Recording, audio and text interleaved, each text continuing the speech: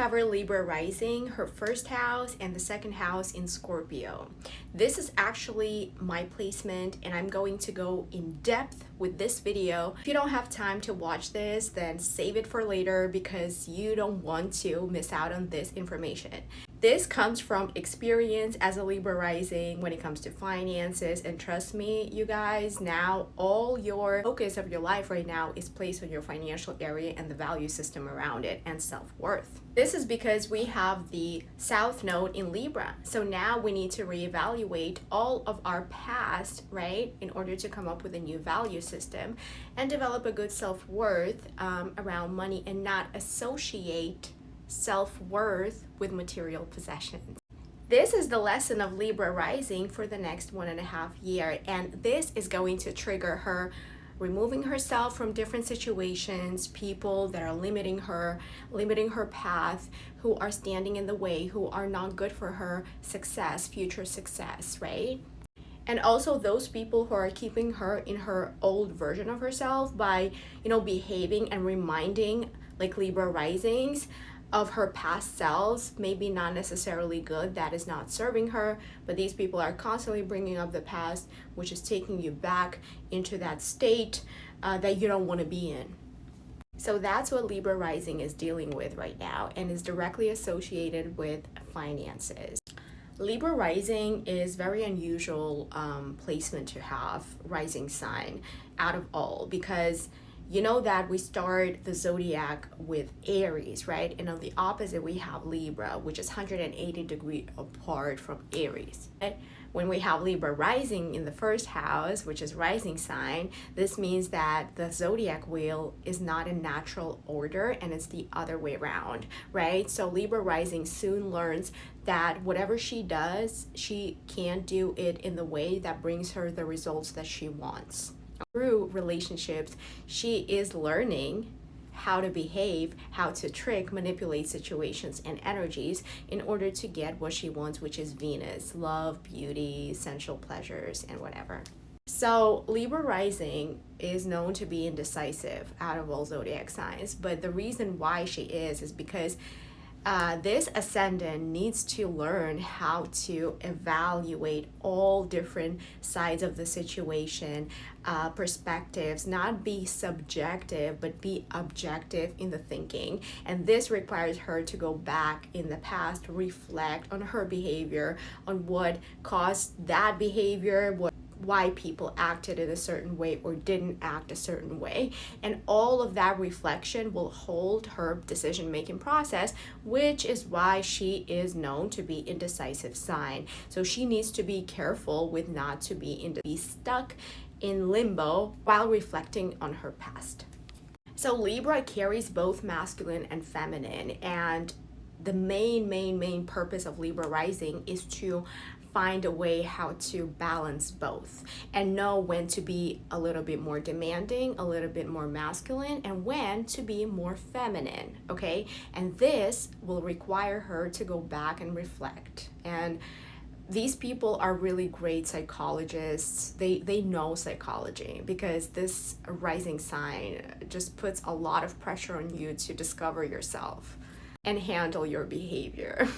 In terms of partnerships, you have Aries on the descendant. So this means that you either meet partners who are too pushy, too aggressive, inconsiderate, and here your main goal is to balance the situation out and not allow a person to just be too pushy.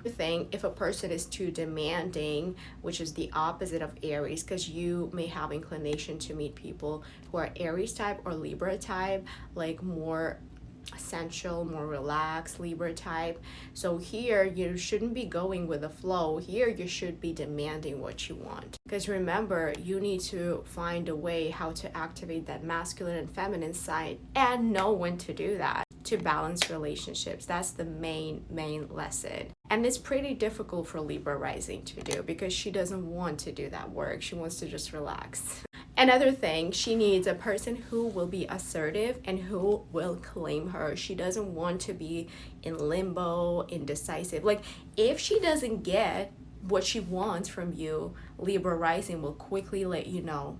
Like, she won't take for a long time, because people say Libra rising is so nice and whatever, you know, she's friendly, people pleaser. Yes, she is, but there's an intention behind it, which is selfish. Okay, and once she doesn't get that, she is not that nice anymore. She's not nice. She will be a bitch. Like, Scorpio in the second house, that means that yeah, we're friendly, whatever, but when it comes to our personal finances, right, we are very, very intense about it. Okay, because it also associated with our value system and our self-worth, and we're actually very good with money, Scorpio in the second house, and Pluto Mars, which makes it even more exalted, and Jupiter. So here's the thing, Pluto and Mars are malefic planets, right? They may have both positive and negative effects if you don't play by their rules, right? And Saturn will be also included in this case. Jupiter is more of a malefic planet, but again, looking at the aspects you have with Jupiter will give us a better picture. But usually Jupiter, God, in the second house is a great indication, even if it's in a bad aspect, because it's not a malefic, right? Because if malefic planet is in bad aspect, it's going to be extremely hard to advance in that area. We should remember that Scorpio is ruled by Pluto and traditionally Mars, but I don't consider Mars as the main planet, ruler planet of Scorpio. I'm sorry, I don't associate it. I don't feel it. I don't feel it. Pluto is scorpionic energy. That's it. So Pluto is all about destruction. Okay, it's along with Neptune and Uranus. It's gonna bring big changes in either positive or negative, depending on how you handle that particular area of your life. And the main lesson Pluto teaches you is to let go and not to attach yourself to anything. And when it comes to the second house, it's material possessions, okay? Because you may attach yourself to material possessions for a feeling of security and stability. And this is exactly what you shouldn't be doing. Yes, you should be acquiring wealth, and that's actually the main theme for Libra risings in her life, especially with your placement. You have so many planets in the second house. That's going to put a lot of emphasis on the financial area, values, beliefs around money, and all the childhood experiences around money, where either your parents weren't able to give you something, buy you something, needs to be healed in order to acquire money. Because remember, Pluto can bring lots of wealth, like, this placement is Bill Gates' placement. But again, did Bill Gates get rich overnight? How many failures did he have? Exactly, that's what Pluto taught him. Pluto usually brings success and Saturn in the second house later in life. And playing by its rules, meaning not attaching yourself to anything emotionally. And you may also feel intense about what you have or what you might have. And also with this placement, the main thing that we need to get rid of is wanting to control other people for our finances. And psychologically, we are manipulators. Actually, people with this placement are the real fucking manipulators. So be aware, because we can literally read other people and make them bring us money. That are associated with this placement are being detective, research, psychology, astrology, medical field as well. I just want to say Jupiter in the second may also give you a lot of spending problems. Like, you may overspend a lot with this, or you may also struggle financially. So you may go through like phases of having a lot and then not having, or having a lot or not having. However, with this placement also, it indicates even when you don't have money, somehow, some way, when you really need it, it comes from somewhere. And it's usually like family, I would say, family in this case, and siblings. Like, in worst case scenario, when you don't have nothing coming in from no source, like your family helps you to survive.